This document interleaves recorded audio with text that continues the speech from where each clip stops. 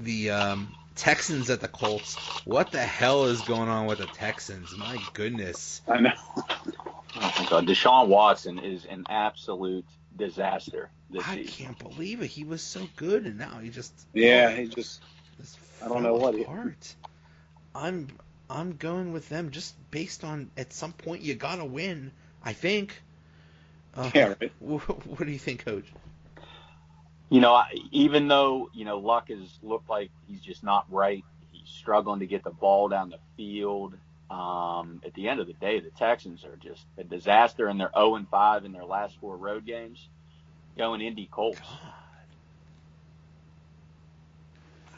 I just Yeah, I was gonna go with the Texans too, just because I'm not sure how long they're gonna. I mean, they could, could linger more. I mean, more than I would expect, but I think one of these weeks they're gonna at least get a win. I mean, I never thought, coming into the season they'd be 0-3 at this point. This could be Bill O'Brien's last game as the Texans. Yeah, that's right. He might have a very short leash right now, so I think maybe they'll get it done. I don't know what that means for the rest of the season for him, but yeah. Speaking of how on earth is this possible, the Dolphins are 3-0. Yeah, right. What the hell? I know. They're 3-0 in the Patriots. It's another who would have thought. Yeah. I think not only are the Patriots going to win, I think they're going to run up the score too. I think it's going to be more than a blowout. This might be like 70-0 or something. Oh, I mean, even though New England really hasn't had any weapons and everybody's just been double covering Gronk the past couple weeks, Miami hasn't played anybody. I know they're 3-0. The Patriots are 5-0 against the spread the last 5. I would not want to be anybody that's going into Foxborough this week to play Tom Brady. They may win by 3 touchdowns. Yeah, obviously go with the Patriots almost 100% of the time at home anyway. But yeah, I don't think this will be necessarily all that close. So take the Patriots, and hey, I'll be happy if the Dolphins are 4-0 after this week. What did Edelman have, a 4-game suspension? Oh yeah, so 4 games. He still has one more week out. Yeah, that might give him a shot. I think they need him desperately because, like you said, they're keen on Gronk because there really is nobody else. That Sony Michel, he really hasn't been going yet, but then again, he's just a rookie. So, do they know if Gordon's going to play this week, or is he out this week? It's still up in the air. They're hinting that he still has a hamstring, and Rex Burkhead just got put on the IR. He's out for the year. Yeah. Oh, wow. Yeah, so it's going to be interesting. Jets at Jaguars. Is anybody taking the Jets? Is anybody taking the Jets? Come on, no. No. Yeah, not after a pretty bad loss too against Tennessee. Jags. Yeah. Yeah. Although maybe that's a future destination for Le'Veon Bell. True. Do they have anyone tradable? Any inside linebackers or corners? Yeah. Yeah. We'll take your practice squad cornerback guy. Anybody would be better than. We'll take a rental player technically a rental player, even though they could sign him. But yeah. Browns at Raiders. Raiders 0-3. I'm going with the Raiders just because of the philosophy of at some point they have to win. I think, but man. I hope the Browns actually aren't going to be good because I'm kind of still okay with pitying them.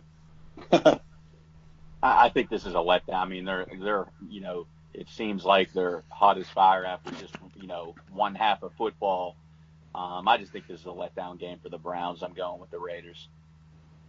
Yeah, I'll go with the Raiders too at home. That long trip across the West Coast, as tough as it is on teams. I mean, and then Cleveland's played pretty decent. It maybe a close game, but I give the Raiders their first win this week.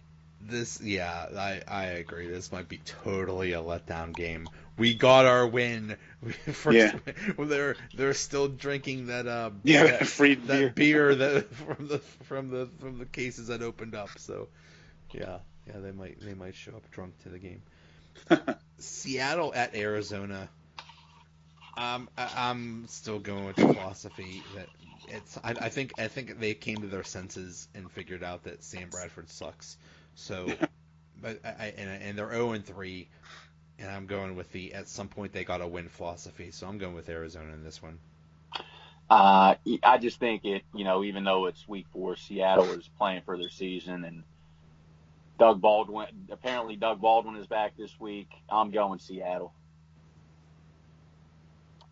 Yeah, I was actually back and forth with this one too because of that philosophy, but I think I'm gonna take Seattle.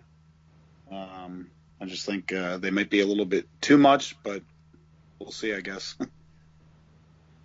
One thing I don't understand, I think it's struggling. A new coach in Arizona, and they're barely playing David Johnson. Like, yeah, that's the strange what part. the hell are you doing? Like, I know fantasy owners want to kill that guy. Yeah, I think it's tough too because they're always playing from behind. You can't. It's tough to feed David Johnson the rock when you're down 20-0. Right. But I mean they paid him, so they kind of just have to. They got no other choice. Right. Saints at Giants. I'm going with the Saints. I think they're just about to get going.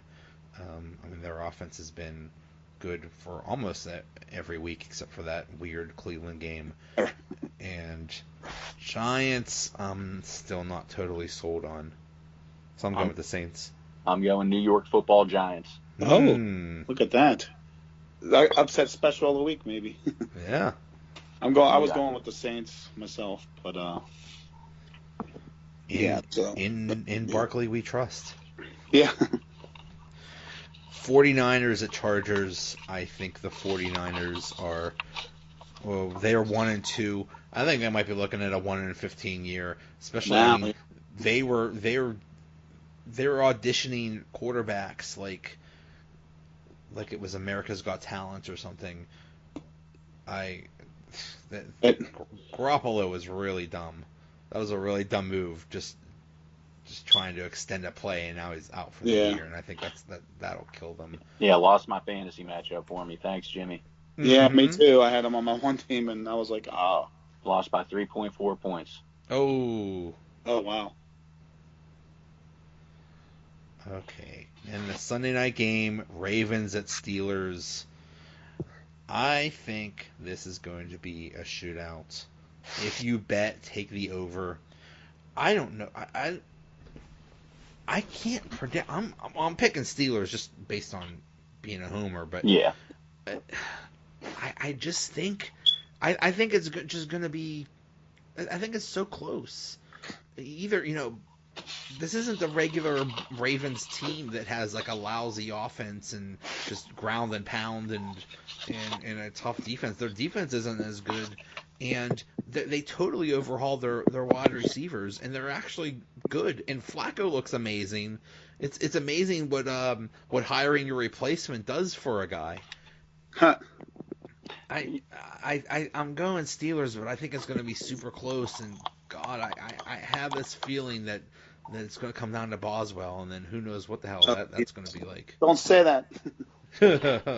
Yeah, I could see this being like it's definitely going to be a 3-point game. I could see it coming down to the last 2 minutes, the ball in Big Ben's hands. But, I think we learned a couple things Monday that the offense goes as Ben goes, and he got to play the Brett Favre backyard football type of role.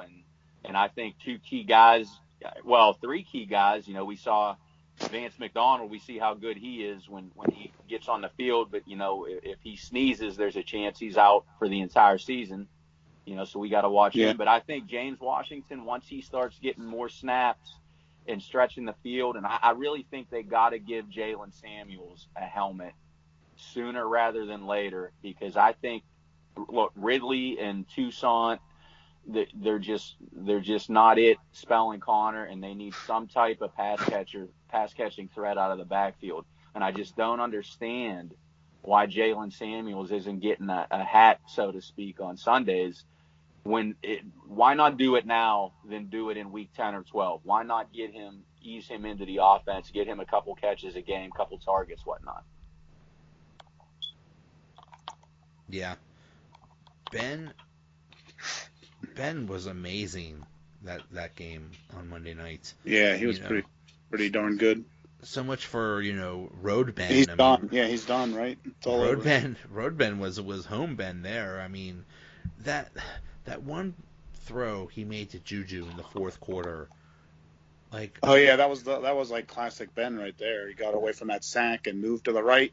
Yeah, he went to the left and he found him. That could have easily been an interception and a Ben. What the hell were you thinking? But yeah. Hey, he made it work. Credit to him. So, and yeah, I agree with you, Chris.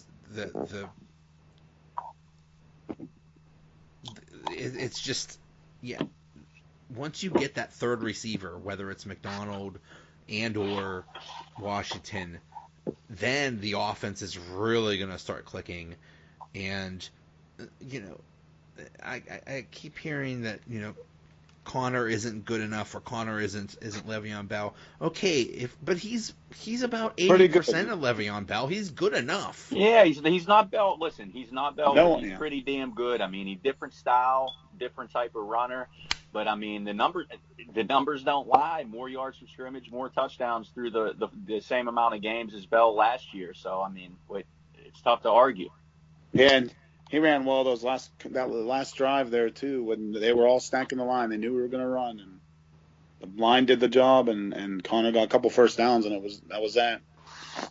Yeah, and you really got to watch. I mean, the defense looked better. Defense did some things that got Yeah, the first half. My God, Bud Dupree even did stuff. That's a sign of the apocalypse. But I thought he was at somebody's girlfriend's house. He what was it? Or did he show up? Or did he show up? He showed up. I was surprised. Big Bob said it's nice for Bud Dupree to come back from that guy's girl's from that girl's house to show up for the game. Yeah. So and then I mean, my God, that other cornerback position, Artie Burns. We knew Sensabaugh sucked, but my God, what.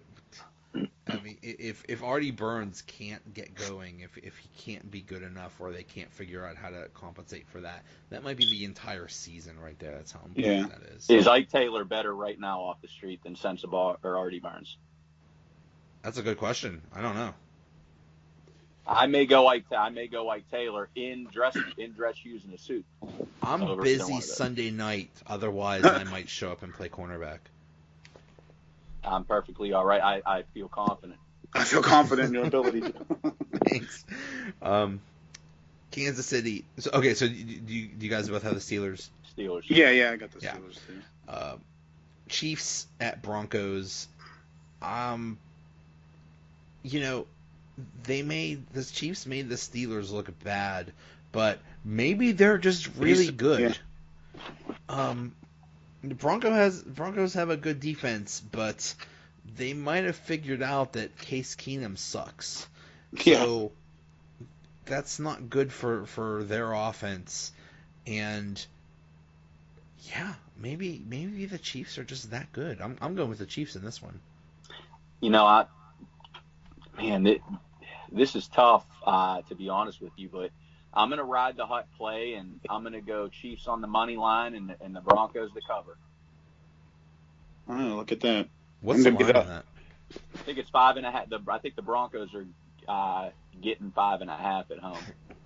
Oh, wow. What do you think, Mark? Yeah, I'm going Broncos. And most of it's based on history where we've seen the Chiefs start off pretty hot and then eventually they start to have a downfall. I know they're a different team, probably have a better offense than they've had in a long time. But I just want to see how they do this week and go from there, or at least how I feel about the Chiefs the rest of the year. I mean, like I said, it's not going to be easy. It would have to be a low-scoring game. Yeah, if it's a high-scoring game, obviously I don't think Denver's going to hang with them. I think they might be able to do some hold them down a little bit at home maybe, so we'll see. Yeah, it'll be interesting because the Denver does have a great defensive line, so we'll see. All right, guys, this was fun. Thanks a lot. This crossover event was a success. It was definitely a success. I think more of a success ratings-wise than Law and Order crossover. There we didn't solve the murder, that being Le'Veon Bell